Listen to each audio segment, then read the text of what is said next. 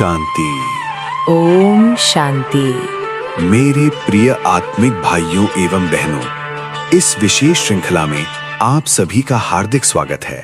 क्या आप विनाशकाले विपरीत बुद्धि का वास्तविक अर्थ जानते हैं? आज बाप दादा इसके अलौकिक रहस्य को साझा कर रहे हैं। इस वीडियो में हम जानेंगे कि कैसे हमारी सूरत में अंतर्मुखता की झलक और स्वमान की फलक एक साथ दिखाई दे सकती है। आइए इस यात्रा में अपनी बुद्धि को स्वच्छ करें और स्वयं से पूछें, क्या हम अल्लाह लोग की तरह सदा बाप के सम्मुख रहते हैं? ओम शांति। आज परम पिता परमात्मा शिव बाबा की अव्यक्त मुरली है 2 फरवरी 1972 की। आज की मुरली में बाबा प्रीत बुद्धि और विपरीत बुद्धि जो आत्मा है उनकी निशानी बता रहे हैं। साथ ही साथ वर्तमान समय प्रमाण हमारा आवश्यक पुरुषार्थ क्या होना चाहिए, इस पर बात करते हैं।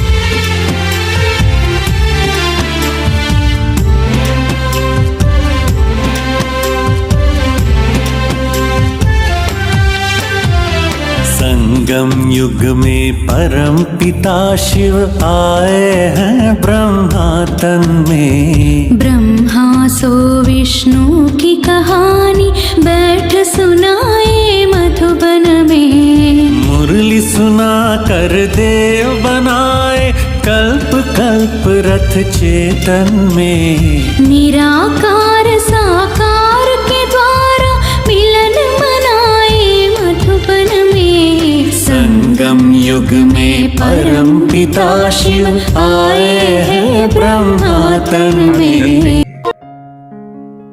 बाबा समझाते हैं कि सच्ची प्रीत बुद्धि का अर्थ है केवल यह कहना नहीं कि मैं बाबा से बहुत प्यार करता हूं। ऐसे कहने वाले तो बहुत हैं। सच्ची प्रीत बुद्धि का मतलब है कि माया पर विजयी, श्रीमत के प्रति पूर्ण वफादार और निरंतर बाप की समीपता का अनुभव करना, उसको कहेंगे प्रीत बुद्धि। प्रीत बुद्धि का मतलब ही होता है जिसकी लगन केवल और केवल एक बाप से लगी हो, जो माया के आकर्षण से मुक्त हो। क्योंकि अगर माया आकर्षित करेगी तो बुद्धि कहीं ना कहीं जाती रहेगी। बाबा प्रीत बुद्धि की परिभाषा देते हुए कहते हैं कि सदा अव्यक्त स्थिति में रहने वाले, जो सदा अव्यक्त स्थिति में रहने वाले हैं उनको प्रीत बुद्धि कहा जाएगा। क्योंकि जब आप अव्यक्त स्थिति में रहोगे तो आपकी हर स्मृति, स्थिति, हर संकल्प, हर बोल, हर कर्म अलौकिक होंगे। तो प्रीत बुद्धि कौन? जिसके बोल, संकल्प, कर्म दिव्य हो, अलौकिक हो। और ये कब होगा? जब अव्यक्त स्थिति में स्थित रहेंगे तो परमात्मा पिता से सदा मिलन मनाते रहेंगे, उनके समीप रहेंगे। तो आपके बोल कर्म दिव्य नहीं होंगे तो किसके होंगे? फिर बाबा कहते हैं प्रीत बुद्धि वो जो व्यक्त देश और व्यक्त कर्तव्य में रहते हुए भी कमल पुष्प समान न्यारा और प्यारा रहे, उसको प्रीत बुद्धि कहा जाएगा। ये संसार व्यक्त संसार है, देह व्यक्त है, दुनिया व्यक्त है, कर्म धर्म करते हैं तो वो भी व्यक्त है। इसमें रहते हुए हमारा जो स्थिति हो वो संसार से हटके हो और प्यारी हो। बाबा कहते हैं इसके विपरीत जो व्यक्त भाव में रहते हैं, जो निगेटिव में रहते हैं, जिनके बोल सांसारिक होते हैं, जिनके बोल विकारी होते हैं, कर्म विकार युक्त होते हैं, वे विपरीत बुद्धि हैं। जो परमात्मा से विमुख होते हैं वे विपरीत बुद्धि हैं। तो प्रीत बुद्धि किसे कहा जाए और विपरीत बुद्धि किसे कहा जाए, ये आप सब समझ गए होंगे। मजे की बात यह है कि जो अध्यात्म पथ के राही हैं अथवा जो ब्रह्मा कुमार कुमारी बन चुके हैं, वह स्वयं को प्रीत बुद्धि समझते हैं, और जो नहीं बन चुके हैं, जो अध्यात्म पथ के राही नहीं हैं, उनको वे विपरीत बुद्धि समझते हैं। लेकिन बाबा एक अलग ही परिभाषा देते हैं। बाबा कहते हैं बच्चे, आप में से भी सदा प्रीत बुद्धि रहते हो या कभी कभी प्रीत बुद्धि रहते हो?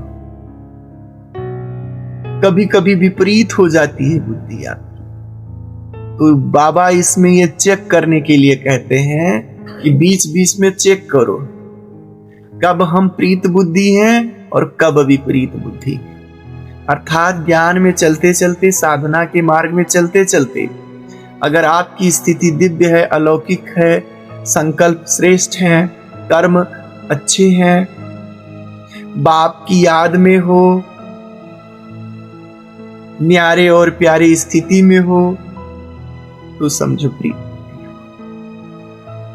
अगर इसके विपरीत आपका आचरण हो रहा है तो समझो भले बाहर से आप अध्यात्म मार्गी हो, लेकिन इस समय आप बाप के विपरीत हो गए।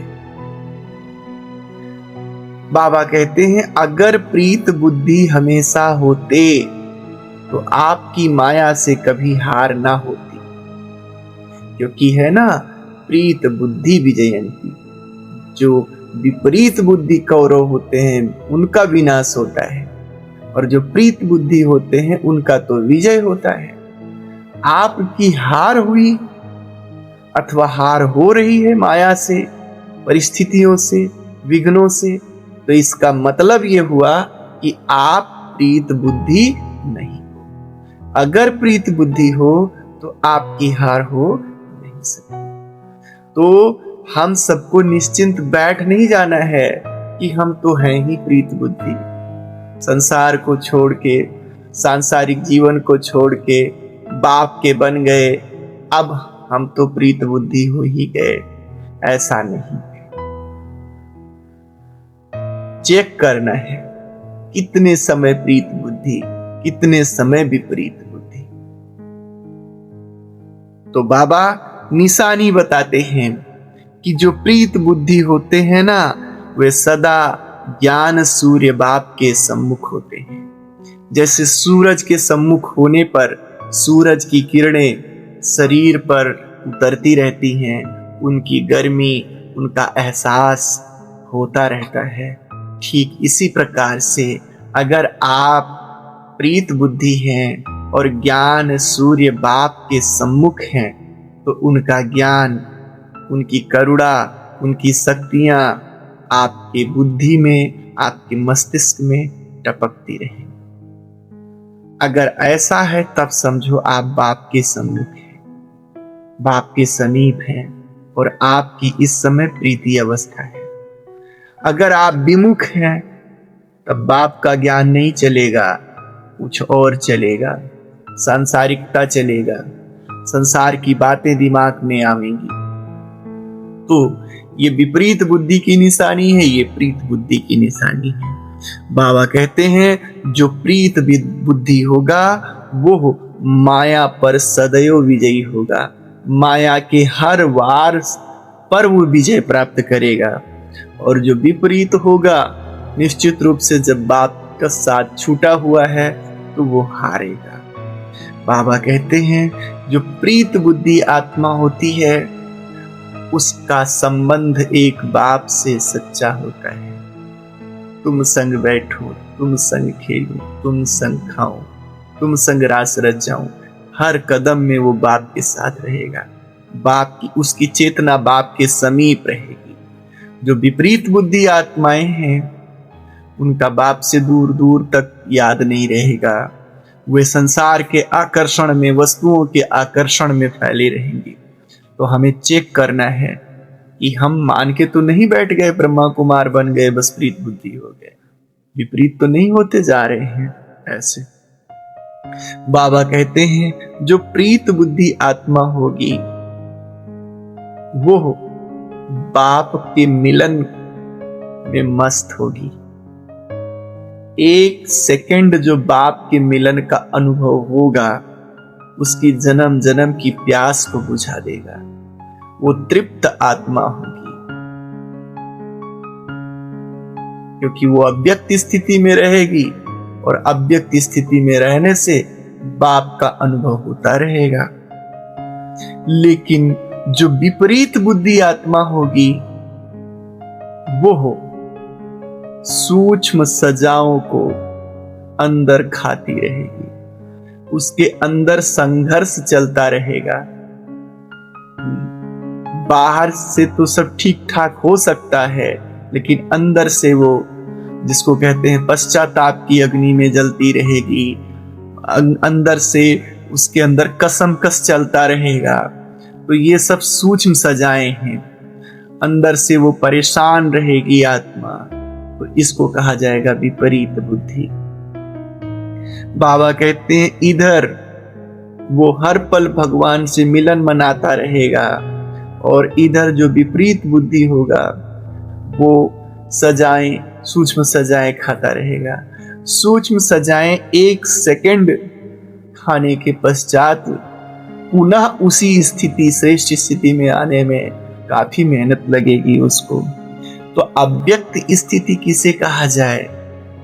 अव्यक्त स्थिति अर्थात देह और देह के भान से परे, देह के संबंधों से परे, सांसारिकता से परे, आत्मा की वह सूक्ष्म स्थिति जिसमें परमात्मा पिता के साथ मिलन संभव होता है।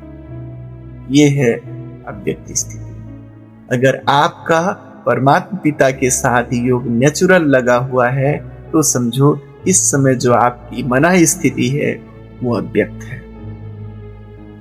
बाबा कहते हैं कि जो आत्मा, जो प्रीत बुद्धि होगी उसके चेहरे से रूहानियत और अंतर्मुखता की झलक दिखाई देती रही और भविष्य देव पद प्राप्ति की नशा, फलक दिखाई देता रहेगा। तो प्रीत बुद्धि आत्माओं की स्थिति बड़ी शक्तिशाली होगी। जिसको बाबा कहे ना नजरों से निहाल करेगा, वो साज के बिना राज को समझा देगा। तो उसके चेहरे में रूहानियत, खुशी, हर्षित, मुक्ता, प्रसन्नता होने के नाते और नारायणी नशा होने के नाते उसकी चेहरे मात्र से, उसके दर्शन मात्र से सामने वाले को जो है ज्ञान का सार मिल जाएगा। और जो विपरीत बुद्धि आत्मा होगी वो सूक्ष्म सजाओं में संघर्षरत रहेगी।